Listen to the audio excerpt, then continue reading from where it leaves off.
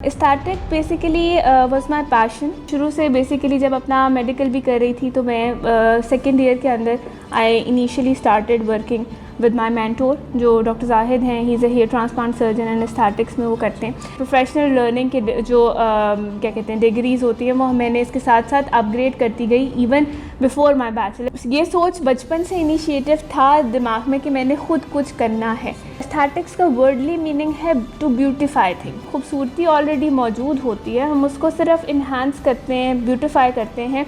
Initially मैंने ये घर में ही स्टार्ट किया, अपने ही घर के ड्राइंग रूम के अंदर मैंने उसको पहले पेशेंट को डील किया।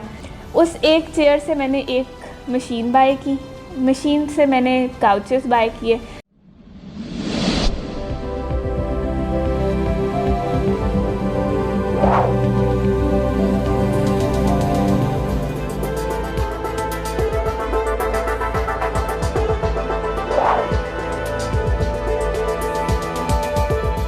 अस्सलाम वालेकुम नाजरीन, शेयरिंग ऑफ प्रोफेशनल विजडम के साथ मैं हूं अली रहमान खालिद। आज जो मेहमान हमारे साथ मौजूद हैं वो सीईओ हैं ब्यूटी परफेक्शन की और इसके साथ साथ वो एक एस्थेटिक फिजिशियन हैं। हम इनसे जानेंगे कि किस तरह नेचुरल प्रोडक्ट्स के ज़रिए ये अपने पेशेंट्स का ट्रीटमेंट करती हैं और नेचुरल प्रोडक्ट्स आने वाले वक्त में कितने अहम साबित होंगे। आइए इनसे मुलाकात करते हैं और जानते हैं। बहुत बहुत शुक्रिया डॉक्टर महनूर रियाज खान साहिबा आपकी तशरीफ़ आवरी का। मैम, मुझे सबसे पहले तो ये बताएं कि आप एक एस्थेटिक फिजिशियन हैं। MBBS करने के बाद आपने इस फील्ड का इंतखाब कैसे किया, क्यों किया? Started basically was my passion. जब मैं शुरू से बेसिकली जब अपना मेडिकल भी कर रही थी तो मैं सेकेंड ईयर के अंदर I initially started working with my mentor जो डॉक्टर जाहिद हैं। He is a hair transplant surgeon and aesthetics में वो करते हैं। तो basically when I started working with him तो मुझे बहुत ज़्यादा इंटरेस्ट डेवलप होने लगा कि मैं ये काम करूँ। मतलब मुझे उसके अंदर नई नई रिसर्चेस पढ़ना, नए नए आर्टिकल्स पढ़ना, नई नई चीज़ों को उसमें डिस्कवर करना kept my interest into इट। और उसकी वजह से फिर ये हुआ कि क्या कहते हैं मैंने ज़ाहिर है एक्सेल भी किया, उसमें जल्दी चीज़ों को पिकअप किया। डॉक्टर जाहिद की गाइडेंस से मैंने डिफरेंट जो हमारे क्या कहते हैं इसमें कोर्सेज होते हैं डिफरेंट, इसके अंदर जो हमारे फर्दर जो इसमें प्रोफेशनल लर्निंग के जो क्या कहते हैं डिग्रीज़ होती हैं वो मैंने इसके साथ साथ अपग्रेड करती गई इवन बिफोर माई बैचलर, क्योंकि मैं उसके साथ साथ उनके अंडर ट्रेनिंग जो है वो कोर्सेज़ और वो ट्रेनिंग्स जो है वो ले रही थी। तो बेसिकली पैशन था। इस वजह से ये है कि जो भी काम आपको जिस चीज़ का शौक़ हो वो आप बहुत इजीली कर लेते हो, उसको करते हुए आपको ये नहीं लगता कि कोई बोझ नहीं होता, और वो आप उसमें जो है एक्सेल भी करते हो, उसमें जल्दी उसको पिक भी कर लेते हो। मैम, मुझे ये बताइए कि आपने इसके बिज़नेस की तरफ आने का फ़ैसला कब किया और क्यों किया? इसके बिज़नेस के अंदर आने का बेसिकली मेरा इतना ज़्यादा पहले हौसला नहीं था, क्योंकि एज अ वुमेन हम बहुत ज़्यादा चीज़ों को जो है वो डरते भी हैं स्टेप्स लेने के लिए। लेकिन इसमें भी I would give credit to my both fathers. Basically एक जो मेरे अपने वालिद हैं और जो एक मेरे मेंटोर हैं, जो मेरे स्पिरिचुअल फादर हैं डॉक्टर जाहिद, उनको मैं इसमें क्रेडिट दूंगी। क्योंकि बेसिकली ये हुआ कि my father was suffering from cancer. तो उनका ये था कि बेसिकली जब अर्ली मैंने ये सोचा था कि मैं कुछ खुद करूं, खुद जो है वो अपनी अर्निंग का सोर्स बनाऊं और जो है उनके जो है बर्डन को कम करूं। तो जब मैंने वो ये सोच बचपन से इनिशिएटिव था दिमाग में कि मैंने ख़ुद कुछ करना है। फिर ये बड़ा इस तरह कि जब मैं डॉक्टर जाहिद के पास काम कर रही थी तो he suffered from a same condition, जो कि मेरे फादर को भी कैंसर था। वो भी सेम, मतलब वो एक दोबारा से एक जिस तरह कहते हैं ना कि रिवाइव हो गई चीज़। तो फिर उन्होंने मुझे ये कहा, he gave me many options कि आप यहाँ पे भी जॉब कर सकते हो, वहाँ पे भी। फिर मुझे उन्होंने कहा कि बेटा अगर आपको मैं सच में कहूँ तो आपको ये चाहिए कि आप अपना इनिशिएटिव लो, क्योंकि मेरे क्लिनिक पे भी बहुत सारे लोग इस तरह आते हैं जो आपके बारे में पूछते हैं, इंक्वायर करते हैं। तो इसका मतलब है कि आपके पास ऐसी पोटेंशियल है कि आप उसको कर सकती हो ही रन आप उसको। तो डॉक्टर जाहिद ने मेरा बहुत हौसला बढ़ाया और इनिशिएटिव लेने में हेल्प की। He like linked me through the right people and मैंने फिर उसके अंदर जो है ये अपना बिजनेस स्टैब्लिश किया। मैम मुझे ये बताइएगा कि एस्थेटिक फिजिशियन तो बेसिकली करता क्या है, उसकी ड्यूटी और रिस्पॉन्सिबिलिटी में कौन कौन से काम आते हैं? अच्छा, एस्थेटिक्स बेसिकली अगर हम देखें ना तो एस्थेटिक्स का वर्डली मीनिंग है टू ब्यूटिफाई थिंग, ठीक है। तो इसमें बेसिकली हर कोई इंसान खूबसूरत तो है, लेकिन हर चीज़ को, जिस तरह अगर फॉर एग्जांपल किसी भी चीज़ को, इवन अगर ये टेबल पड़ी है इसे हम साफ़ नहीं करेंगे तो that's not gonna look good. तो एस्थेटिक्स में ये होता है कि हम चीज़ों को, आपकी खूबसूरती ऑलरेडी मौजूद होती है, हम उसको सिर्फ इन्हांस करते हैं, ब्यूटिफाई करते हैं इन अ वे कि उसमें डिफरेंट जो हैं फेशियल प्रोसीजर्स होते हैं, आपके जिस तरह अगर बाल गिर रहे हैं उनसे रेलेवेंट प्रोसीजर्स होते हैं। तो उसमें यह है, हम इन चीज़ों को डील करते हैं कि जो आपकी पर्सनालिटी इन्हांसिंग चीज़ों को, जो कि आपका बेसिकली मॉरली और आपका जो कॉन्फिडेंस है उसको बूस्ट करती है। सही। मैम मुझे ये बताइए कि जब आपने ये बिज़नेस स्टार्ट किया तो सबसे बड़ा चैलेंज आपको क्या फेस करना पड़ा और कैसे आपने शुरू किया? मैंने इसको स्टार्ट इस तरह किया कि आप बिलीव करें कि पहले तो इनिशियली मैंने ये घर में ही स्टार्ट किया और एक कुर्सी से स्टार्ट किया, ठीक है।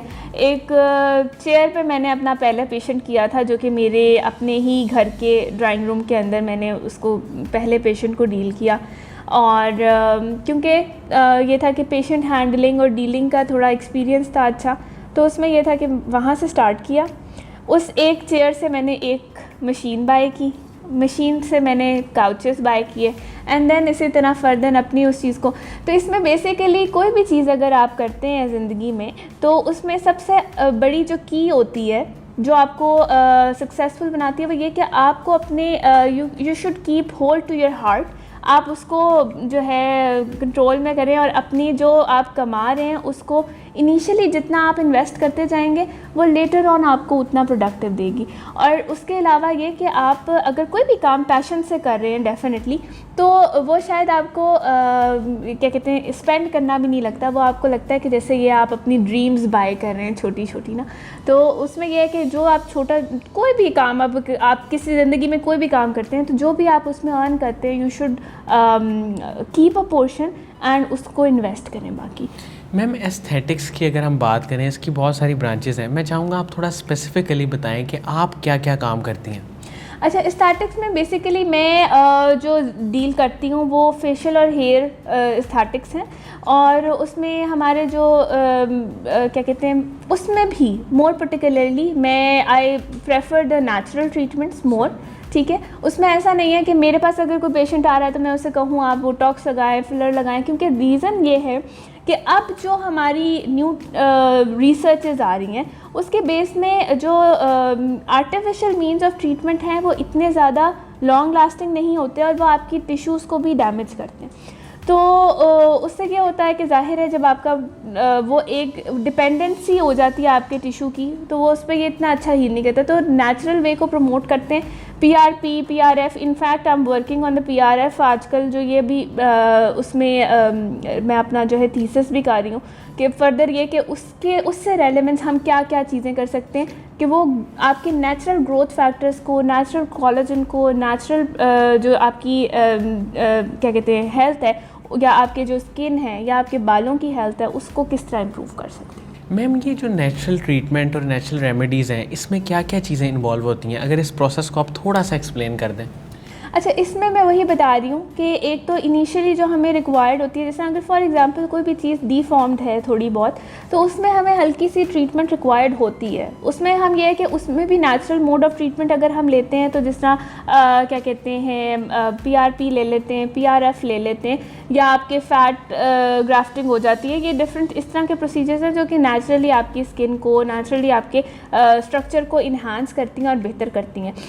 उसके अलावा ये कि प्रोडक्ट्स भी बहुत सारी मैं बेसिकली जब मेरे पास पेशेंट आता है तो मैं कभी उससे एज अ क्लाइंट नहीं डील करती। I always deal the person as a whole, कि उसको अपनी लाइफस्टाइल मॉडिफिकेशन क्या करनी चाहिए, उसकी इमेज कंसल्टेशन करते हैं कि आप ये चीज़ इस तरह करें तो ये बेहतर रहेगी।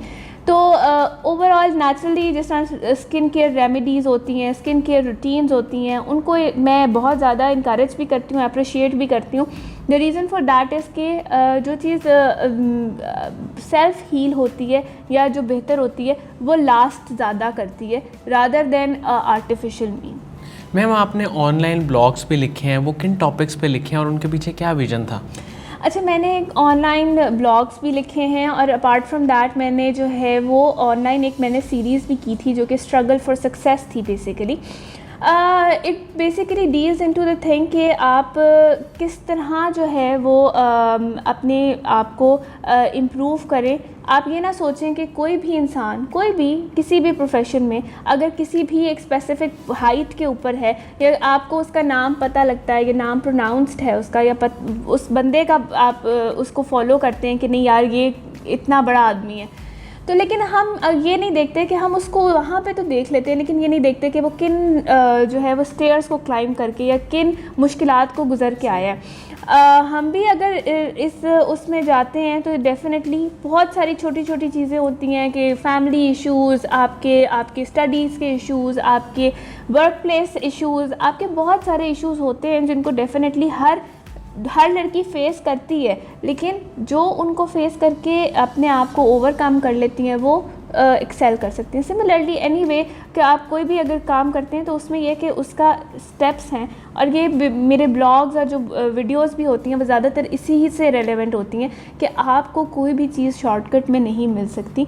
It takes a long procedure कि जिस तरह आप कहते हैं कि जो कोयला है वो कोयला ही रहता है, अगर वो प्रेशर में नहीं जाता तो डायमंड वो तभी बनता है जब it is underwent through a pressure. तो मैं हमेशा यूथ को या हमारे जो मेरे से रेलेवेंट फीमेल्स हैं उनको यही मोटिवेट करती हूँ कि अपने आप को खुद मुख्तार करें, अपने आप को थोड़ा सा जो है वो क्या कहते हैं इंडिपेंडेंट करें, अपने काम खुद करें, अपनी चीज़। मैं अब आपको बताऊं तो मैं I can ride a bike, I can ride a car, मैं ट्रैवल करती हूँ चिंची पे भी, बस पे भी, सब पे, क्योंकि मैं अगर सारी चीज़ों से नहीं गुजरूँगी तो मुझे उनका एसेंस नहीं पता लगेगा या मुझे ये नहीं पता लगेगा कि इन सब चीज़ों में क्या हर्डल्स हैं या क्या प्रॉब्लम्स फेस करने पड़ते हैं।